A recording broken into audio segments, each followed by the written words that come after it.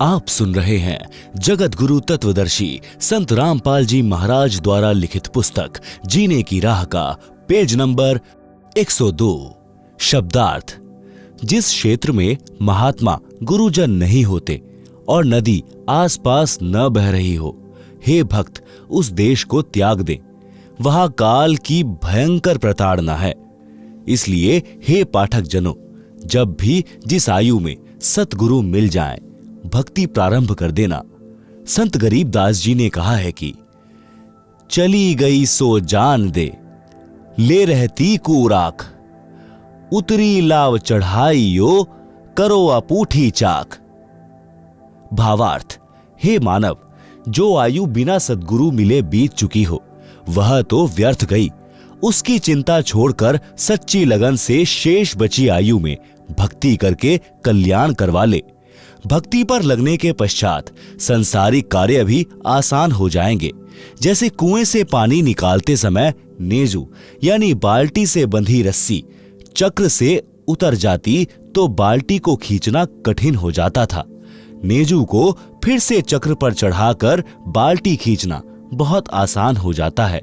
सतगुरु की शरण में आने से पहले लाव यानी रस्सी चक्र से उतरी हुई के समान पानी निकालना कठिन हो रहा था।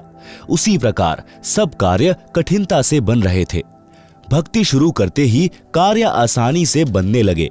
जैसे रस्सी चक्र पर चढ़ने के पश्चात पानी आसानी से निकलता है। यह विचार नहीं करना चाहिए कि अब तो आयु कम रहती है, अब क्या भक्ति करेंगे। जब भी सत्संग से ज्ञान हो जाए, उसी आयु में दृढ़ता व लगन से भक्ति पर लग जाना चाहिए।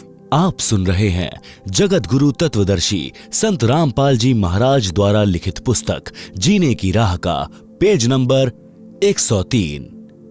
भावार्थ। जो आयु चली गई उसकी चिंता छोड़कर शेष की रक्षा करो, यानी भक्ति दान सेवा में लगा दो। जैसे पुराने समय में कुएं से खेती की सिंचाई के लिए चमड़े की चड़स प्रयोग होती थी, जिसमें 2-3 क्विंटल पानी भर जाता था।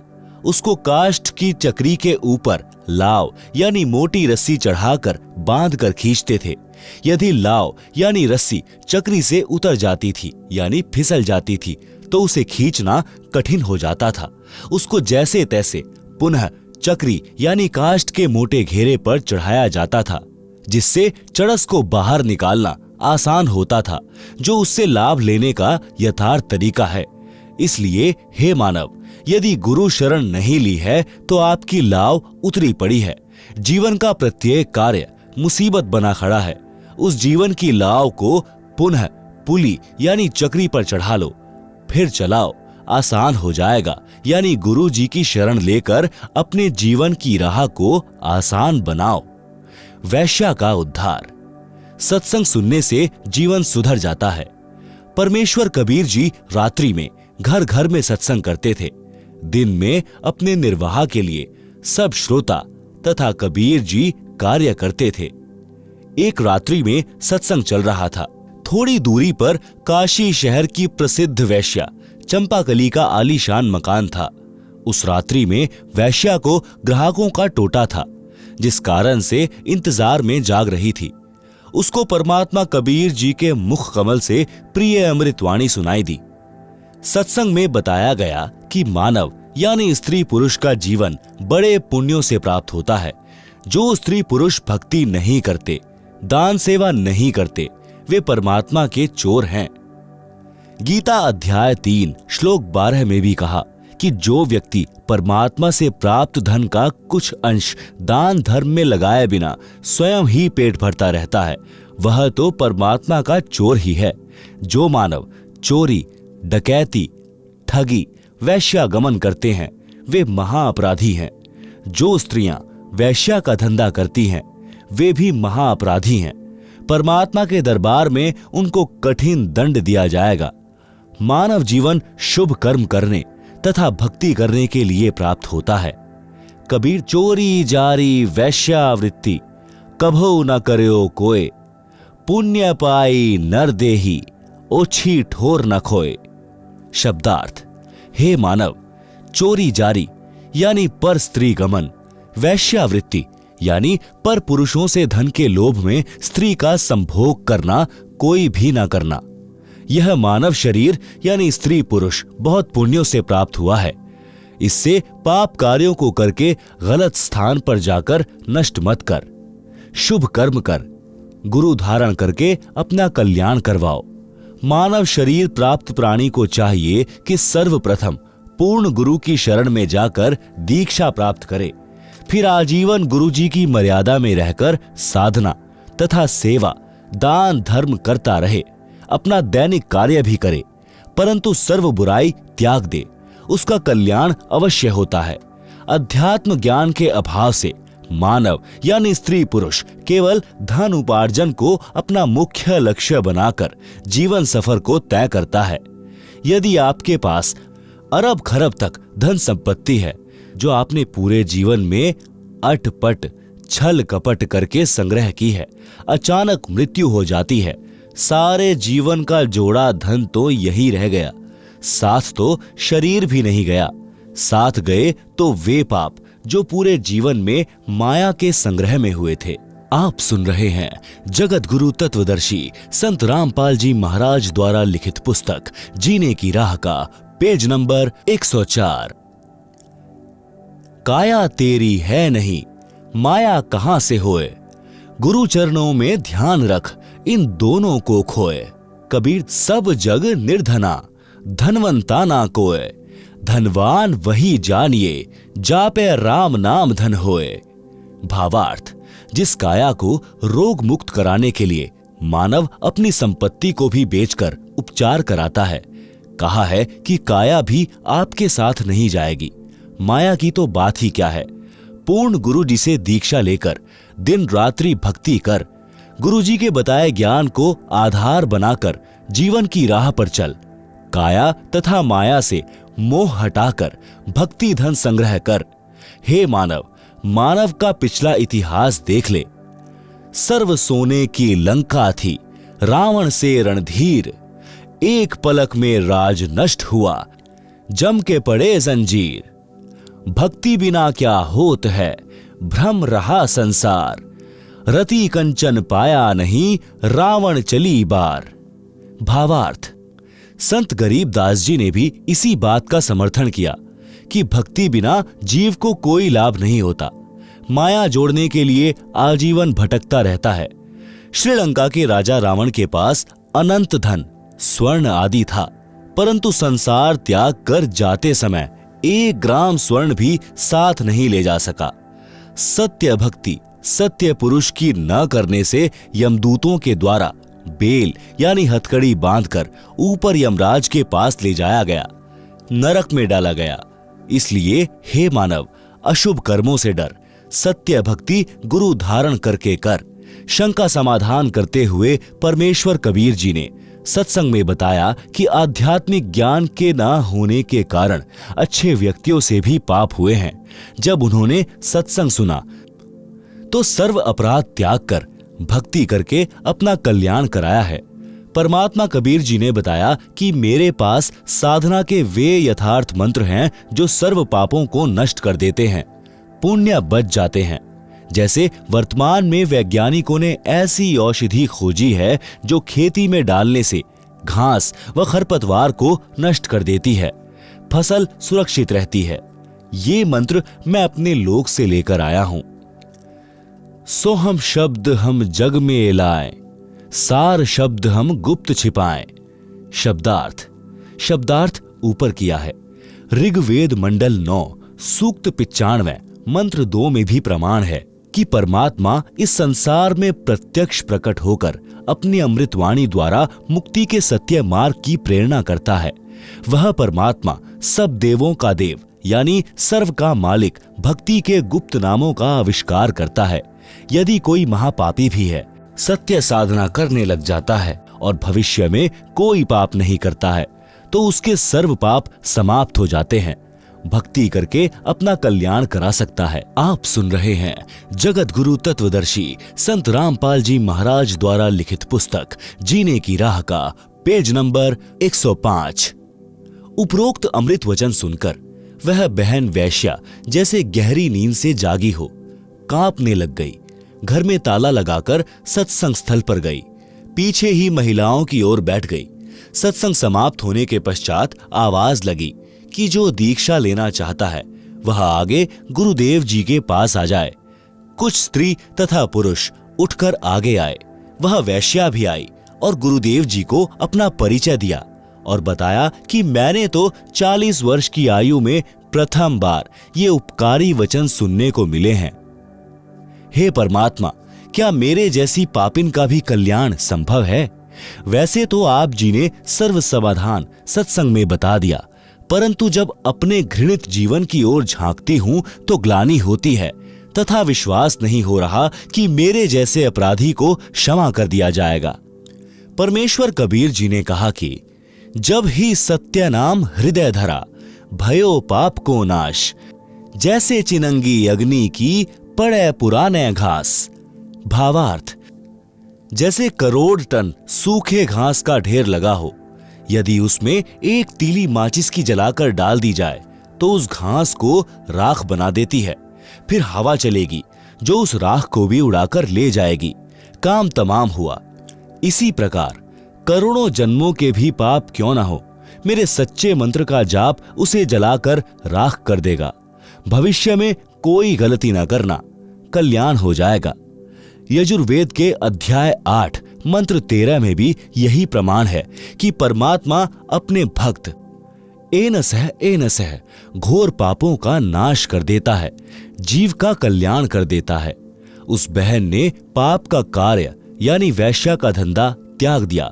परमात्मा कबीर जी से दीक्षा लेकर मर्यादा का पालन करते हुए आजीवन साधना करके चंपाकली ने मोक्ष प्राप्त किया। रंका बंका की कथा। परमेश्वर कबीर जी से चंपाकली ने पूछा कि हे भगवान, इस पाप की संपत्ति और रुपए का क्या करूं? परमेश्वर कबीर जी ने कहा कि बेटी, इस नरक के धन को दान कर दे। घर पर जाकर चंपाकली ने विचार किया कि यदि सर्वधन दान कर दिया तो खाऊंगी क्या? कोई कार्य और है नहीं। चंपाकली सत्संग में अधिक समय जाने लगी। एक दिन सत्संग में बताया गया कि रंका यानी पुरुष तथा बंका यानी स्त्री परमात्मा के परम भक्त थे। तत्व ज्ञान को ठीक से समझा था, उसी आधार से अपना जीवन यापन कर रहे थे। उनकी एक बेटी थी जिसका नाम अंबिका था। अंबिका को अंबिका कहते थे। एक दिन नामदेव भक्त ने अपने गुरुजी से कहा कि गुरुदेव, आपके भक्त रंका व बंका बहुत निर्धन हैं। आप उन्हें कुछ धन दे दो तो उनको जंगल से लकड़ियां लाकर शहर में बेचकर निर्वाह न करना पड़े। दोनों जंगल में जाते हैं, लकड़ियां चुग कर लाते हैं। भोजन का काम कठिनता से चलता है। गुरुदेव बोले, भाई, मैंने कई बार धन देने की कोशिश की है, परंतु ये सब दान कर देते हैं। 2-3 बार तो मैं स्वयं वेश बदलकर लकड़ी खरीदने वाला बनकर गया हूं।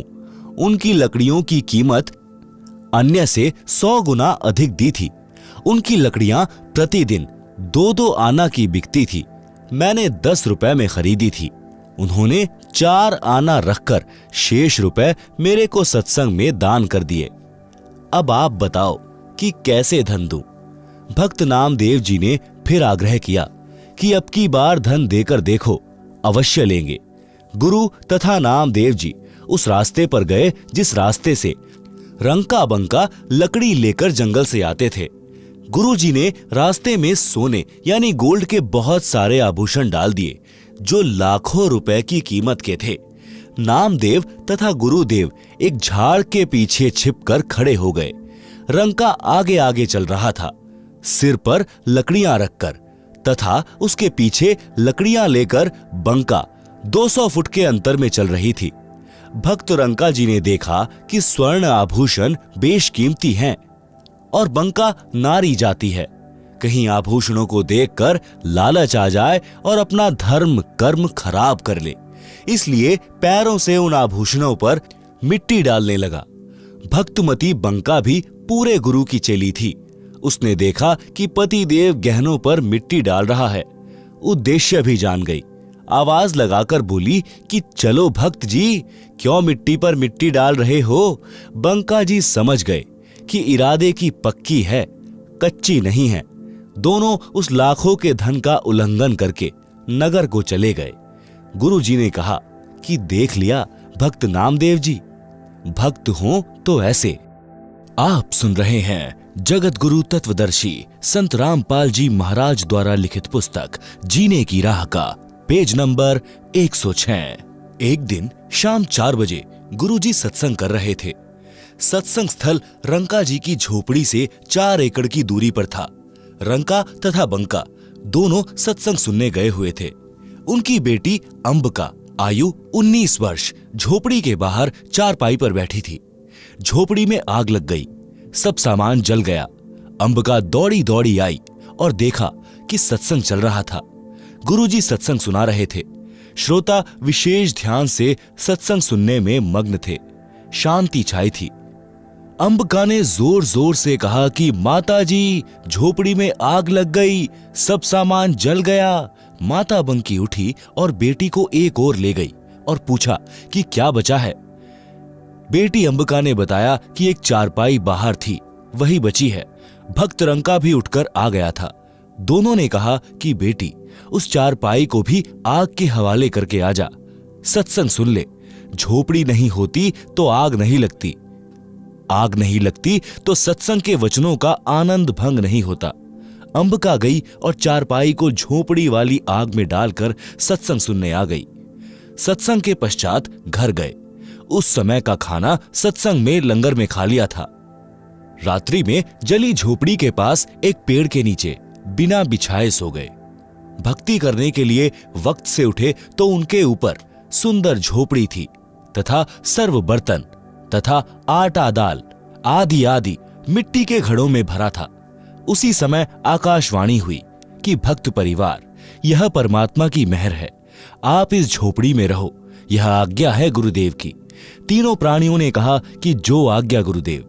सूर्योदय हुआ तो नगर के व्यक्ति देखकर आश्चर्यचकित रह गए कि जो झोपड़ी दूसरे वृक्ष के साथ डली थी उस पुरानी की राख पड़ी थी।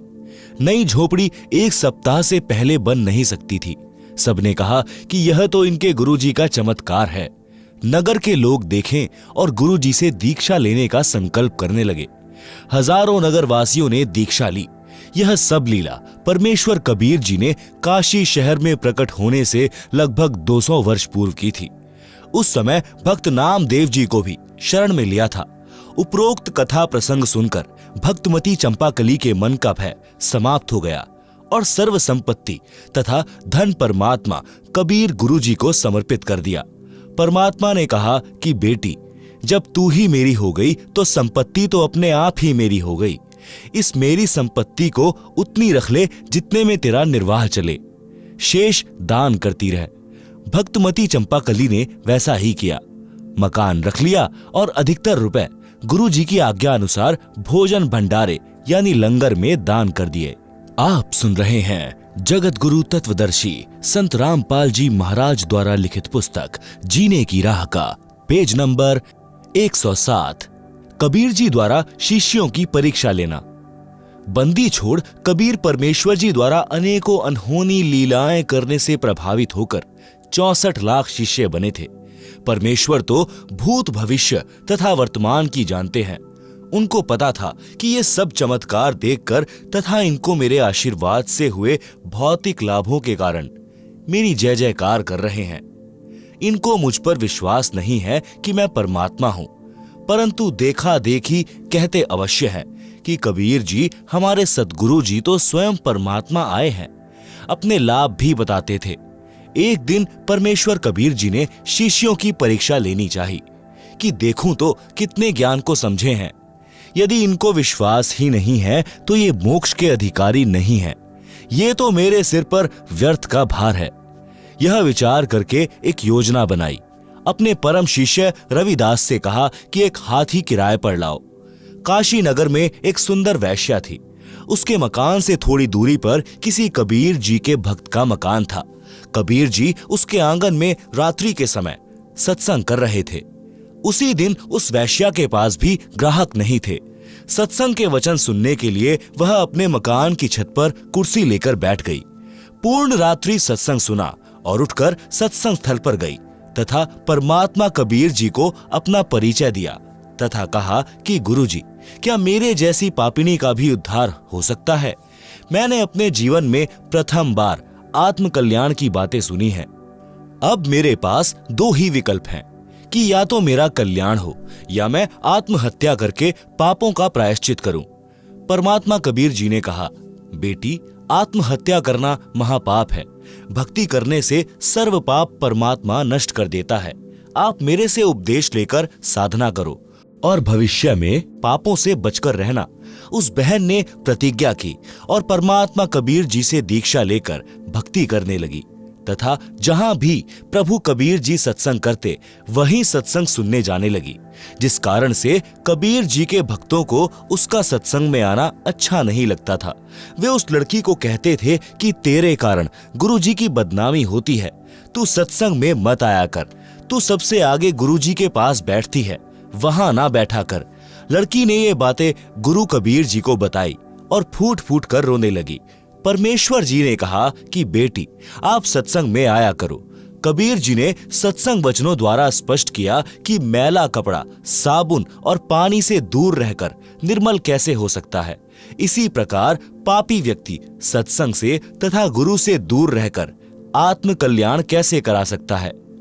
भक्त वैश्या तथा रोगी से नफरत नहीं करते, सम्मान करते हैं, उसको ज्ञान चर्चा द्वारा मोक्ष प्राप्ति की प्रेरणा करते हैं। परमात्मा कबीर जी के बार बार समझाने पर भी भक्तजन उस लड़की को सत्संग से मना करते रहे तथा बहाना करते थे कि तेरे कारण गुरु जी काशी में बदनाम हो गए हैं। काशी के व्यक्ति हमें बार बार कहते हैं कि तुम्हारे गुरु जी के पास वैश्या भी जाती है, वह काहे का गुरु है। आप सुन रहे हैं जगत गुरु तत्वदर्शी संत रामपाल जी महाराज द्वारा लिखित पुस्तक जीने की राह का पेज नंबर 108। उस लड़की से कहा कि बेटी, आप मेरे साथ हाथी पर बैठकर चलोगी? लड़की ने कहा, जो आज्ञा गुरुदेव। अगले दिन सुबह लगभग 10 बजे हाथी के ऊपर तीनों सवार होकर काशी नगर के मुख्य बाजार में से गुजरने लगे। संत रविदास जी हाथी को चला रहे थे। लड़की रविदास जी के पीछे, कबीर जी के आगे, यानी दोनों के बीच में बैठी थी। कबीर जी ने एक बोतल में गंगा का पानी भर लिया। उस बोतल को मुख से लगाकर घूंट घूंट कर पी रहे थे। लोगों को लगा कि कबीर जी शराब पी रहे हैं। शराब के नशे में वैश्या को सरेआम बाजार में लिए घूम रहे हैं। काशी के व्यक्ति एक दूसरे को बता रहे हैं कि देखो, बड़े बड़े उपदेश दिया करता कबीर जुलाहा, आज इसकी पोल पट्टी खुल गई है। ये लोग सत्संग के बहाने ऐसे कर्म करते हैं। काशी के व्यक्ति कबीर जी के शिष्यों को पकड़ पकड़ कर लाकर दिखा रहे थे कि देख, तुम्हारे परमात्मा की करतूत, शराब पी रहे हैं, वैश्या को लिए सरेआम घूम रहा है। यह लीला देखकर वे 64 लाख नकली शिष्य कबीर जी को त्याग कर चले गए। पहले वाली साधना करने लगे, लोक लाज में फंसकर गुरु विमुख हो गए। परमात्मा कबीर जी विशेषकर ऐसी लीला उस समय किया करते जिस समय दिल्ली का सम्राट सिकंदर लोधी काशी नगरी में आया हो। उस समय सिकंदर लोधी राजा काशी में उपस्थित था। काजी पंडितों ने राजा को शिकायत कर दी कि कबीर जुलाहे ने जुल्म कर दिया। शर्म लाज समाप्त करके सरेआम वैश्या के साथ हाथी के ऊपर गलत कार्य कर रहा था, शराब पी रहा है। राजा ने तुरंत पकड़कर गंगा में डुबोकर मारने का आदेश दिया। आप सुन रहे हैं जगत गुरु तत्वदर्शी संत रामपाल जी महाराज द्वारा लिखित पुस्तक जीने की राह का पेज नंबर 109। अपने हाथों से राजा सिकंदर ने हाथों में हथकड़ी तथा पैरों में बेड़ी तथा गले में तोक लगाई। नौका में बैठाकर गंगा दरिया के मध्य में ले जाकर दरिया में सिपाहियों ने पटक दिया। हथकड़ी, बेड़ी तथा तोक अपने आप टूटकर जल में गिर गई। परमात्मा जल पर पद्म आसन लगाकर बैठ गए। नीचे से गंगा जल चक्कर काटता हुआ बह रहा था। परमात्मा जल के ऊपर आराम से बैठे थे। कुछ समय उपरांत परमात्मा कबीर जी गंगा के किनारे आ गए। सिपाहियों ने शेख तकी के आदेश से कबीर जी को पकड़कर नौका में बैठाकर कबीर परमात्मा के पैरों तथा कमर पर भारी पत्थर बांधकर हाथ पीछे को रस्सी से बांधकर गंगा दरिया के मध्य में फेंक दिया। रस्से टूट गए, पत्थर जल में डूब गए परमेश्वर कबीर जी जल के ऊपर बैठे रह गए। जब देखा कि कबीर गंगा दरिया में डूबा नहीं, तो क्रोधित होकर शेख तकी ने राजा से कहकर तोप के गोले मारने का आदेश दे दिया। पहले कबीर जी को पत्थर मारे, गोली मारी, तीर मारे। अंत में तोप के गोले 4 पहर यानी 12 घंटे तक कबीर जी के ऊपर चलाए। कोई तो वही किनारे पर गिर जाता, कोई दूसरे किनारे पर जाकर गिरता, कोई दूर तालाब में जाकर गिरता। एक भी गोला, पत्थर, बंदूक की गोली या तीर परमेश्वर कबीर जी के आसपास भी नहीं गया। इतना कुछ देखकर भी काशी के व्यक्ति परमेश्वर को नहीं पहचान पाए। तब परमेश्वर कबीर जी ने देखा कि ये तो अक्ल के अंधे हैं।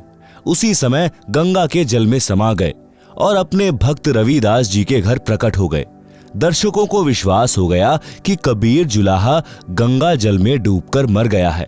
उसके ऊपर रेत व रेग यानी गारा जम गई होगी।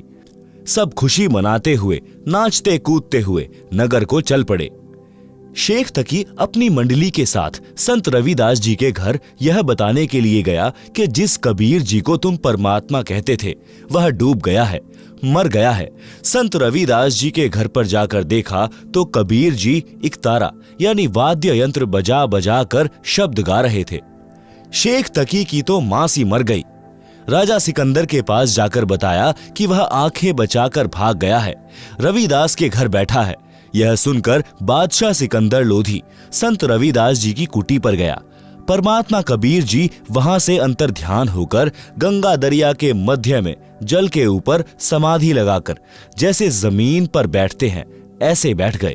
रविदास जी से पूछा कि कबीर जी कहां पर हैं? संत रविदास जी ने कहा कि हे बादशाह जी, वे पूर्ण परमात्मा हैं, वे ही अलख अल्लाह हैं। आप इन्हें पहचानो, वे तो मर्जी के मालिक हैं, जहां चाहे चले जाएं। मुझे कुछ नहीं पता कहां चले गए, वे तो सबके साथ रहते हैं। उसी समय किसी ने बताया कि कबीर जी तो गंगा के बीच में बैठे भक्ति कर रहे हैं। सब व्यक्ति तथा राजा व सिपाही गंगा दरिया के किनारे फिर से गए। राजा ने नौका भेजकर मल्लाहों के द्वारा संदेश भेजा कि बाहर आए। मल्लाहों ने नौका कबीर जी के पास ले जाकर राजा का आदेश सुनाया कि आपको सिकंदर बादशाह याद कर रहे हैं, आप चलिए। परमेश्वर कबीर जी उस जहाज यानी बड़ी नौका में बैठकर किनारे आए। आप सुन रहे हैं जगत गुरु तत्वदर्शी संत रामपाल जी महाराज द्वारा लिखित पुस्तक जीने की राह का पेज नंबर 110। राजा सिकंदर ने फिर गिरफ्तार करवाकर हाथ पैर बांधकर खूनी हाथी से मरवाने की आज्ञा कर दी। चारों ओर जनता खड़ी थी। सिकंदर ऊंचे स्थान पर बैठे थे। परमात्मा को बांध जोड़कर पृथ्वी पर डाल रखा था। महावत यानी हाथी के ड्राइवर ने हाथी को शराब पिलाई और कबीर जी को कुचलकर मरवाने के लिए कबीर जी की ओर बढ़ा। कबीर जी ने अपने पास एक बब्बर सिंह खड़ा कर दिया। वह केवल हाथी को दिखा। हाथी चिंघाड़ कर डर के मारे वापस भाग गया। महावत को नौकरी का भय सताने लगा। हाथी को भाले मार मार कर कबीर जी की ओर ले जाने लगा, परंतु हाथी उल्टा भागे।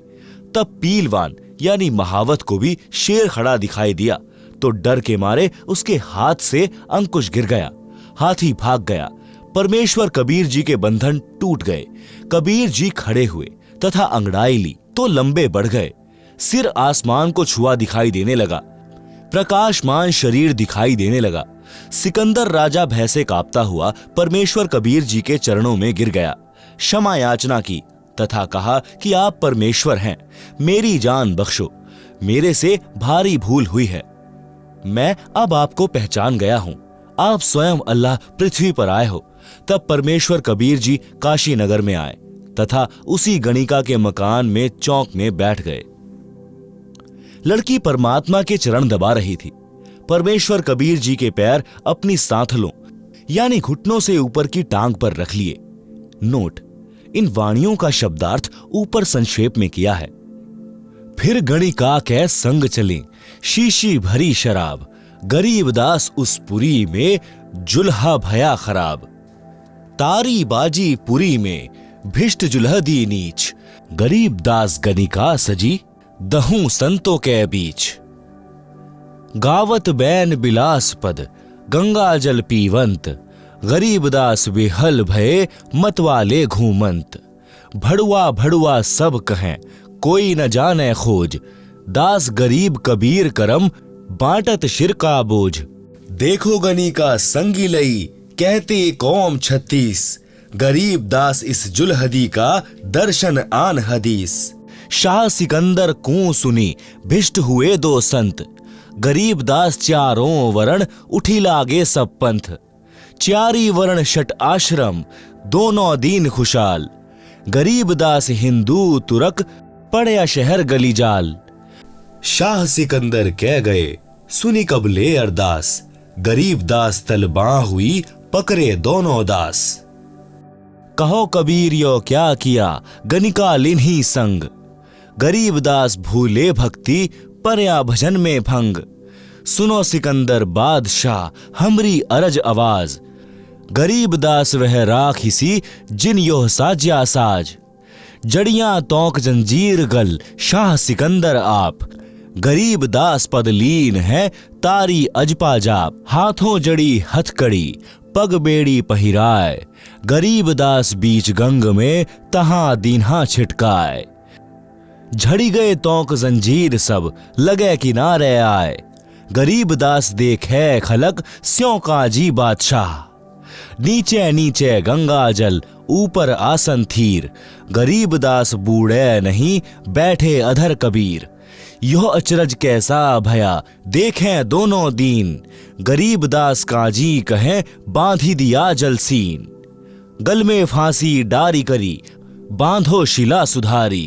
गरीब दास यह जुलहदी जब बूढ़े गंगधार। शिला धरी जब नाव में बांधी गले कबीर। गरीब दास फंद टूटी के ना डूबे जल नीर। शिला चही शाह और को देखत काशी ख्याल। गरीब दास कबीर का आसन अधर हमाल। तीर बाण गोली चले तो प्रहकल्यों शोर। गरीब दास उस जुलहदी के गई एक नहीं और। अधर धार गोले बहें जल के बीच गभाक। गरीब दास उस जुलहदी पर शस्त्र छूटे लाख। तो प्रहकले सब चले तीर बाण कमान। गरीब दास वह जुलहदी जल पर रहे अमान। अधरी धार अपार गति जल परी लगी समाधि। गरीब दास निज ब्रह्म पद खेले आदि अनादि। जुलम हुआ बूढ़े नहीं शस्त्र लगे ना बाण। गरीब दास इब कौन गति कैसे लीजे प्राण। लगी समाधि अगाध में बिचरे काशी गंग। गरीब दास की लोल सर छुहे चरण तरंग। चारी पहर गोले बगे धमी मुलक मैदान। गरीब दास पोखर सुखे रहे कबीर अमान। अपनी करनी सब करी थाके दोनों दीन। गरीब दास अब जुलहदी पैठी गए जलमीन। डूब्या डूब्या सब कहें हो गए गारत गोर। गरीब दास कबले धनी तुम आगे क्या जोर। आनंद मंगल होत है बटे बधाई बेग। गरीब दास उस जुलहदी पर फिर गई रेती रेग। हस्ती घोड़े चढ़त हैं पान मिठाई चीर। गरीब दास काशी खुशी बूढ़े गंग कबीर। जावो घरी रे दास के हिलकारे हजूर। गरीब दास खुशिया कहो कहियो नहीं कसूर। झालरी ढोलक बजत है गावे शब्द कबीर। गरीब दास रे दास संगी दोनों एक ही तीर। काजी पंडित सब गए शाह सिकंदर उठ। गरीब दास रे दास के भेष गए जटजूट। कोठी कुठले सब झके बासन टींडर गोली। गरीब दास रह दास सुनो कहां गए वह बोल। वे प्रगट पूर्ण पुरुष हैं अविनाशी अलख अल्लाह। गरीब दास रह दास कहे सुनो सिकंदर शाह। सूरजमुखी सुभान सर खिले फूल गुलजार। गरीब दास काजी पंडित करता शाह पुकार। शाह सिकंदर फिर गए उस गंगा के तीर। दास गरीब कबीर हरि बैठे ऊपर नीर। बैठी मलाह जिहाज में गए धार के बीच। गरीब दास हरि हरि करे प्रेम फुहारे सींच। करी अरज मलाह तहां दीन दुनी बादशाह। गरीब दास आसन उधर लगी समाधि जुलाहा। भंवर फिरत हैं गंग जल फूल उगाने कोटि। गरीब दास तहां बंदगी हरिजन हरि की ओट। संकल सीढ़ी लाय करी उतरे तहां मलाह। गरीब दास हम बंदगी याद किए बादशाह। बैठ कबीर जहाज में आए गंगा घाट। गरीब दास काशी थकी हांडे बहु विधि बाट। आप सुन रहे हैं जगत गुरु तत्वदर्शी संत रामपाल जी महाराज द्वारा लिखित पुस्तक जीने की राह का पेज नंबर 111। शब्दार्थ वाणी नंबर 726 से 730 का शब्दार्थ। परमात्मा कबीर जी ने शिष्यों की परीक्षा लेने के उद्देश्य से एक शीशी में गंगा दरिया का जल भर लिया। काशी शहर की प्रसिद्ध वैश्या और रविदास संत जी के साथ किराए के हाथी पर चढ़कर काशी शहर के मुख्य बाजार की गलियों में घूमने लगे। शीशी से मुख लगाकर जल पी रहे थे, परंतु अदा कर रहे थे जैसे शराब पी रहे हैं। रविदास जी हाथी को चला रहे थे, पीछे वैश्या बैठी थी। वैश्या के पीछे कबीर जी वैश्या के गले में हाथ डालकर आशिक की तरह अभिनय कर रहे थे। काशी शहर के व्यक्ति यह सब देखकर हाथों से तालियां बजाने लगे और कहने लगे कि देखो, कबीर नीच जुलाहा वैश्या को साथ लेकर शराब के नशे में वैश्या के गले में हाथ डालकर मतवाला होकर घूम रहा है। परमात्मा कबीर जी भक्ति के शब्द कविता गा रहे थे और झूम रहे थे। जनता समझ रही थी कि गाने गा रहा है। अभद्र तरीके से वैश्या से लिपटा बैठा है। इसने लोक लाज भी उतार दी है। काशी नगर के सब नागरिक कबीर जी को भड़वा भड़वा यानी व्यभिचारी व्यभिचारी कहने लगे, परंतु इस राज को कोई नहीं समझ पा रहा था कि परमात्मा कबीर जी सतगुरु रूप में अनेकों शिष्यों को दीक्षा दे चुके थे। उनके पापों का भार अपने सिर पर ले रखा था। शिष्य गुरु आज्ञा का पालन नहीं कर रहे थे, उनके भार से मुक्त हो रहे थे। शिष्यगण यह लीला देखकर नाम दीक्षा त्याग कर कबीर जी से दूर हो गए। उनके सत्संग विचार भी सुनने के लिए सत्संग जाना भी त्याग दिया। जितने शिष्यों ने नाम त्यागा, उनका भार कबीर जी के सिर से उतर गया। काशी शहर के 36 बिरादरी के व्यक्ति कह रहे थे कि देखो, गणिक यानी वैश्या को साथ लेकर चल रहा है। इस जुलाहे कबीर के दर्शन से भी पाप लगता है। आप सुन रहे हैं जगत गुरु तत्वदर्शी संत रामपाल जी महाराज द्वारा लिखित पुस्तक जीने की राह का पेज नंबर 112 है। वाणी नंबर 731 से 754 का शब्दार्थ। उन दिनों में दिल्ली का राजा सिकंदर लोधी काशी में ठहरा हुआ था, क्योंकि वह पूरे पुराने भारत का सम्राट था। उसके अधीन छोटे राज्य भी थे। काशी नगर का नरेश बीर देव सिंह बघेल भी सिकंदर के अधीन था। परमात्मा कबीर जी भी अनोखी लीला उसी समय किया करते थे जिस समय दिल्ली का राजा सिकंदर काशी शहर में आया हो। परमेश्वर तो जानते हैं कि जितने भी मानव जिस जिस धर्म के हैं तथा अन्य जीव सब उसी के अपने बच्चे हैं, उन्हीं के वचन से उत्पन्न हैं। पिता होने के नाते परमेश्वर कबीर जी भी अपने बच्चों को काल ब्रह्म के चंगुल से निकालने के लिए प्रयत्न करते रहते हैं। परमेश्वर कबीर जी चाहते थे कि किसी तरह सिकंदर को मेरे सामर्थ्य का पता चल जाए और यह अपने राज वाले क्षेत्र में मेरे सत्य ज्ञान के प्रचार में सहयोग करे तथा अपना भी कल्याण करवाए। भारत में हिंदू गुरु ब्राह्मणों तथा मुसलमान काजी मुल्लाओं की आपस में कभी नहीं बनती थी। धर्म के नाम पर झगड़ा खड़ा किए रहते थे, परंतु जब कबीर जी की त्रुटि उन्हें मिल जाती तो सब एक होकर कबीर जी का जोरदार विरोध करते थे। कारण यह था कि परमात्मा कबीर जी दोनों धर्मों के प्रचारकों के ज्ञान को गलत सिद्ध करते थे। कहते थे कि इन धर्म प्रचारकों को अपने धर्म ग्रंथों का भी ज्ञान नहीं है, सब के सब शास्त्रों के विरुद्ध ज्ञान व भक्ति बताते हैं, जिस कारण से साधकों को कोई अध्यात्म लाभ परमात्मा की ओर से नहीं मिल रहा है। कबीर जी से दीक्षा लेने वालों को तुरंत लाभ मिलता था। यही कारण था कि उस समय परमात्मा कबीर जी के 64 लाख शिष्य हो गए थे। सब महादुखी थे। दीक्षा व आशीर्वाद से सबका कष्ट नष्ट होकर सब सुखी हो गए थे।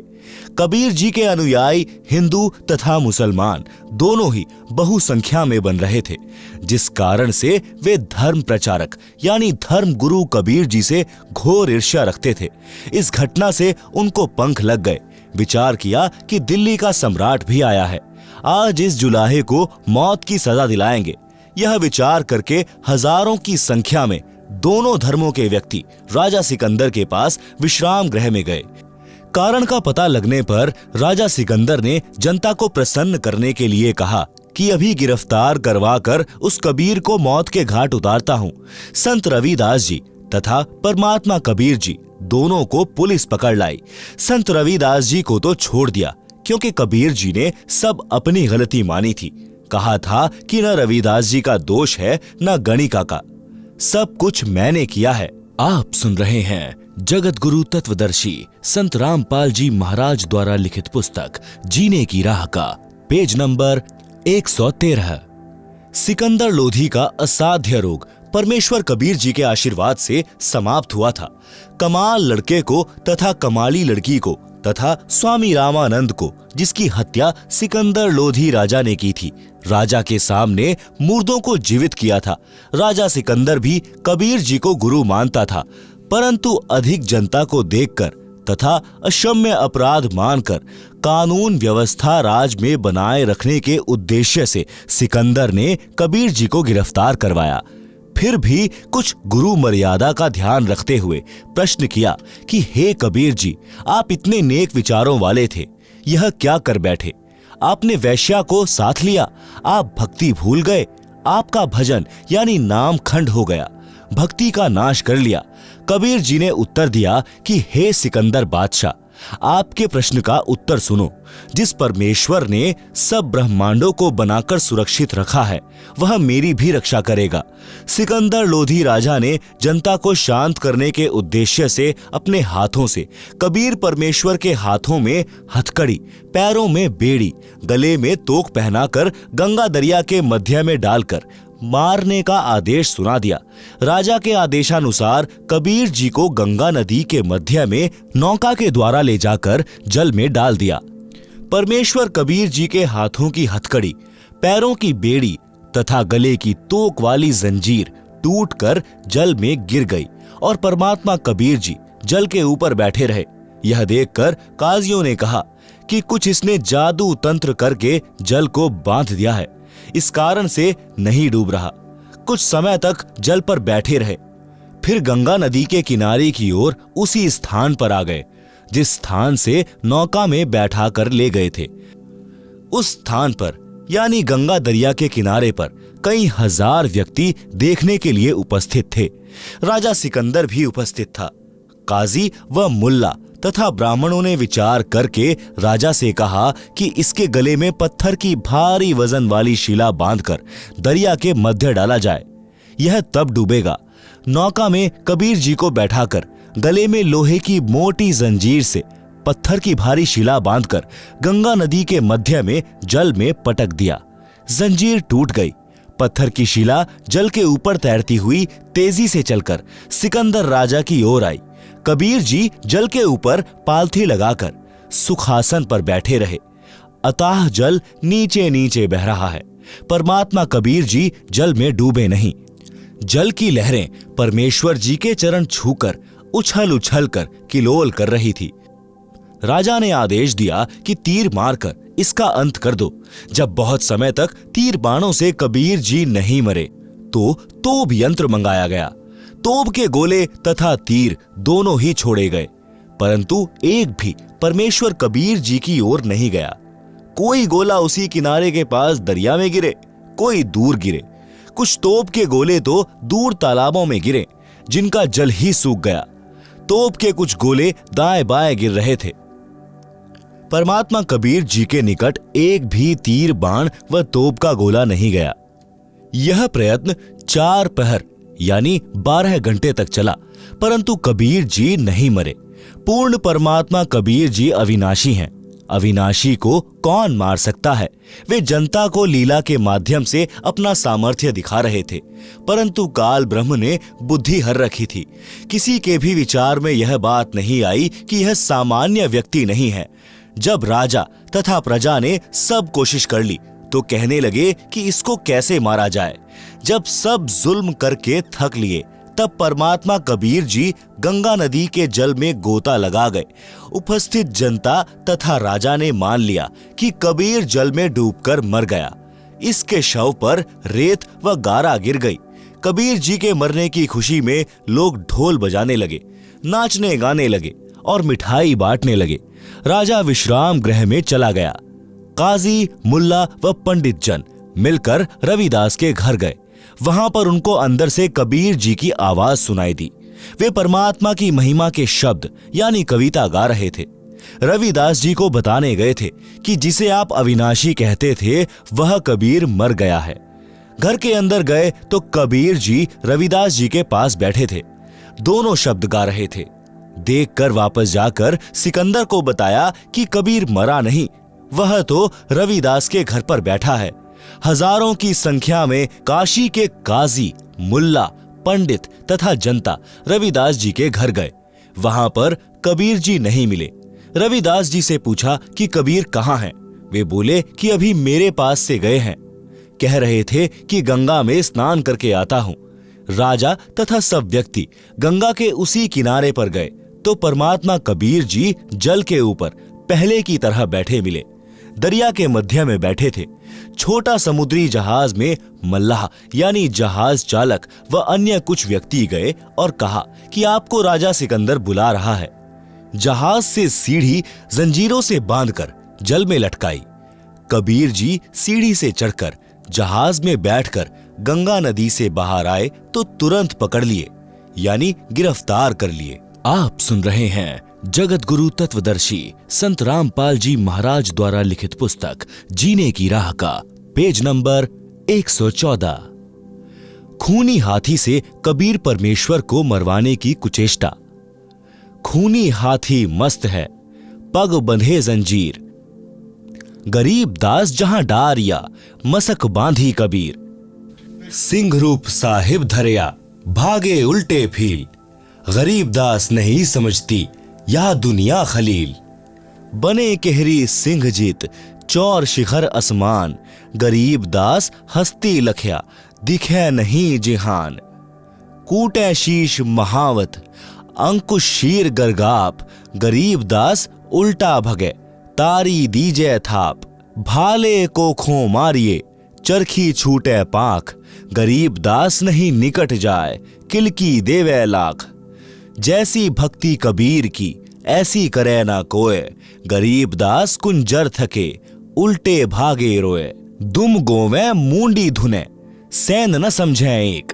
गरीब दास दिखे नहीं, आगे खड़ा अलेख। पीलवान देखा तबे, खड़ा केहरी सिंह। गरीब दास आए तहां, धरी मौला बहुरंग। उतरे मौला अरस्ते, भाव भक्ति के हेत। गरीब दास तब शाह लखे, कबीर पुरुष सहेत। लीला की कबीर ने, दो रूप में रहे दीस। दास गरीब कबीर के, पास खड़े जगदीश। जंभाई अंगड़ाइयां, लंबे भय दयाल। गरीब दास उस शाह को, मानो दर्शा काल। कोटि चंद्र शशिभान मुख, गिरद कुंड दुमलील। गरीब दास तहां न टिके, भागी गए रणफील। नयन लाल भोपीत हैं, डूंगर नख पहाड़। गरीब दास उस शाह को, सिंह रूप दीदार। मस्तक शिखर स्वर्ग लग, दीरग देह बिलंद। गरीब दास हरि उतरे, काटन जम के फंद। गिरद नाभि निर्भय कला, दुदकारे नहीं कोय।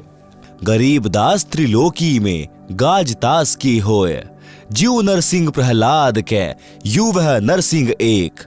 गरीब दास हरियाइया, राखन जन की टेक। बार बार सताए कर, मस्तक लीना भार।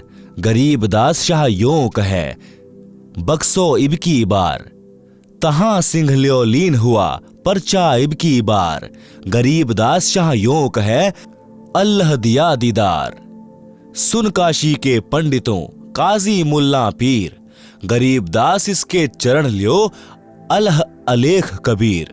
योह कबीर अल्लाह है उतरे काशी धाम, गरीबदास शाह यो कहे झगर मुए बेकाम। काजी पंडित रूठया हम त्याग्यायो देश, गरीबदास षटदल कहे जादू सिहर हमेश। इन जादू जंतर किया हस्ती दिया भगाए, गरीबदास इतना रहे काशी बिडरी जाए।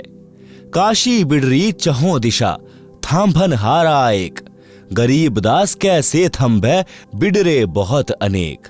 आप सुन रहे हैं जगत गुरु तत्वदर्शी संत रामपाल जी महाराज द्वारा लिखित पुस्तक जीने की राह का पेज नंबर 115। शब्दार्थ वाणी नंबर 767 से 789। परमात्मा कबीर जी के हाथ पैर बांधकर एक मैदान के अंदर डाल दिया, जहां पर घोर अपराधियों को कठोर दंड दिया जाता था। वर्तमान के स्टेडियम जैसा वह मैदान होता था। राजा तथा पदाधिकारी स्टेज पर बैठते थे, दर्शक चारों ओर खड़े होते थे। मनुष्यों को मारने के लिए हाथी को प्रशिक्षित किया जाता था। उसे शराब तथा रक्त पीने का चस्का लगाया जाता था। उसे खूनी हाथी कहते थे। राजा सिकंदर तथा अन्य मंत्रीगण बैठे थे। प्रजा चारों ओर खड़ी थी। खूनी हाथी को महावत यानी हाथी को वश करके चलाने वाला व्यक्ति कबीर जी की ओर मारने के लिए लाया तो परमेश्वर कबीर जी ने एक सिंह का रूप दिखाया, जो केवल हाथी को दिखाई दे रहा था। हाथी ने शराब पी रखी थी। सिंह को देखकर भय के कारण उल्टा भाग गया। महावत ने हाथी को भालों से मारा, परंतु कबीर जी की ओर हाथी नहीं गया। परमात्मा कबीर जी ने महावत को भी सिंह खड़ा दिखा दिया। महावत भी डरकर हाथी से गिर गया। हाथी भाग गया। परमात्मा कबीर जी के बंधन टूट गए और खड़े हुए। खड़ा होकर अंगड़ाई ली और जम्भाई यानी उबासी ली। बहुत लंबे हो गए। सिर आकाश को छू रहा था। शरीर से असंख्य सूर्यों का प्रकाश निकल रहा था। यह केवल राजा सिकंदर को दिखाई दिया। राजा भयभीत होकर खड़ा होकर मैदान में आया और कहा कि मेरी जान बख्श दो, मेरे से बड़ी गलती हुई है। मेरे को परमात्मा का दर्शन हो गया है। जनता से राजा ने कहा कि यह अल्लाहू अकबर है, कबीर रूप में पृथ्वी पर आया है, इसके चरण छूकर अपना कल्याण करवा लो। परंतु कर्महीन काजी मुल्ला व पंडित कहने लगे कि कबीर ने जादू जंत्र करके हाथी को भगा दिया, हम जा रहे हैं। यह कहकर वे पाप आत्मा सब चले गए। परमात्मा ने अपना शरीर सामान्य किया और सिंह को अदृश्य कर दिया, अपनी कुटी में चले गए। आप सुन रहे हैं जगत गुरु तत्वदर्शी संत रामपाल जी महाराज द्वारा लिखित पुस्तक जीने की राह का पेज नंबर 116। दीक्षा के पश्चात पूर्ण गुरुदेव जी से दीक्षा लेकर पूर्ण विश्वास के साथ गुरुदेव द्वारा बताई साधना पूरी निष्ठा के साथ करें। कबीर जी ने बताया है कि धीरज रखें। धीरे धीरे रे मना, धीरे सब कुछ होए। माली सींचे 100 घड़ा, समय आए फल होए। भावार्थ, जैसे माली आम का बीज बोता है, उसकी सिंचाई करता है, कुछ दिन पश्चात अंकुर दिखाई देता है, फिर भी समय समय पर सिंचाई करता रहता है। रक्षा के लिए कांटेदार झाड़ियों की बाड़ यानी फेंसेस करता है। एक आम के पौधे को पेड़ बनने में लगभग 8 से 10 वर्ष लग जाते हैं। तब तक माली पौधा लगाने वाला यानी बाग का मालिक या नौकर उस पौधे की सिंचाई करता रहता है। जब आम का पेड़ बन जाता है तो आम के फल लगते हैं। इतने लगते हैं कि स्वयं का परिवार भी खाता है तथा बेचकर अपना निर्वाह भी करता है। इसी प्रकार भक्ति नाम रूपी बीज को बोकर यानी दीक्षा लेकर उसका स्मरण दान रूपी सिंचाई करते रहना चाहिए। आम के पौधे की तरह धीरे धीरे भक्ति रूपी पेड़ बनने के पश्चात सुखों का अंबार लग जाएगा। जैसे आम के पेड़ को टनों आम लगे, खाए और बेचकर धन कमाया, इसी प्रकार भक्त को धीरज रखना चाहिए। धीरे धीरे भक्ति का परिणाम आने लगेगा। विश्वास, परमात्मा की भक्ति का लाभ उसी को होता है जो परमात्मा की महिमा पर पूर्ण विश्वास रखता है। परमात्मा के लिए कुछ भी असंभव नहीं है। एक नगर के बाहर जंगल में दो महात्मा साधना कर रहे थे। एक 40 वर्ष से घर त्याग कर साधना कर रहा था, दूसरा अभी 2 वर्ष से साधना करने लगा था। परमात्मा के दरबार से एक देवदूत प्रतिदिन कुछ समय उन दोनों साधकों के पास व्यतीत करता था। दोनों साधकों के आश्रम गांव के पूर्व तथा पश्चिम में थे। बड़े का स्थान पश्चिम में तथा छोटे का स्थान गांव के पूर्व में जंगल में था। देवदूत प्रतिदिन 1-1 घंटा दोनों के पास बैठता, परमात्मा की चर्चा चलती, दोनों साधकों का अच्छा समय व्यतीत होता।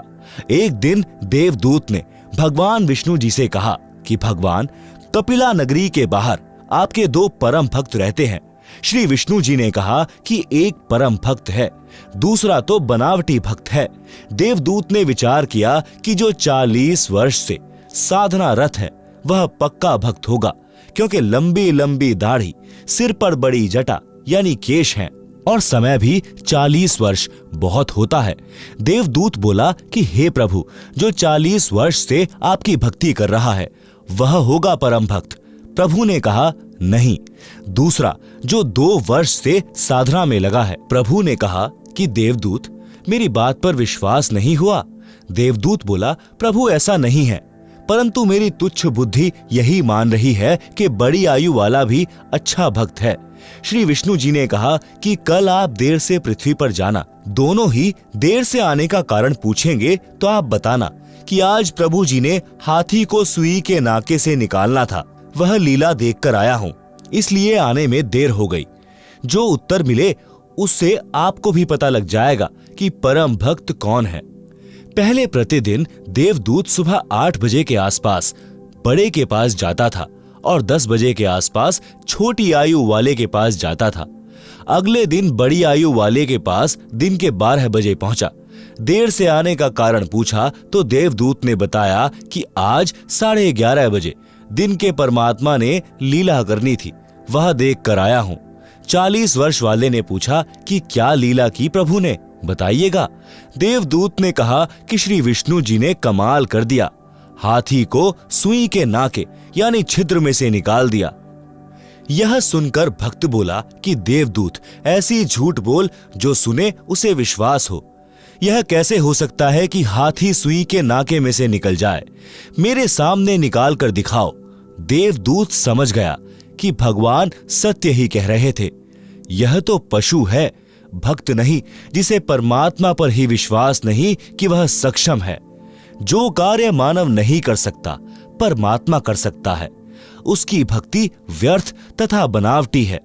देवदूत नमस्ते करके चल पड़ा और छोटे भक्त के पास आया। भक्त ने देरी से आने का कारण पूछा तो देवदूत ने संकोच के साथ बताया कि कहीं यह कोई गलत भाषा न बोल दे। कहा कि भक्त क्या बताऊं, परमात्मा ने तो अचरज कर दिया, कमाल कर दिया, देखकर आंखें फटी की फटी रह गई। परमात्मा ने हाथी को सुई के नाके यानी धागा डालने वाले छिद्र के अंदर से निकाल दिया। यह सुनकर भक्त बोला कि देवदूत जी, इसमें आश्चर्य की कौन सी बात है? परमात्मा निकाल दे पूरी पृथ्वी को सुई के नाके में से, हाथी तो बात ही क्या है। देवदूत ने भक्त को सीने से लगाया और कहा कि धन्य है आपके माता पिता जिनसे जन्म हुआ, कुर्बान हूं आपके परमात्मा पर अटल विश्वास पर।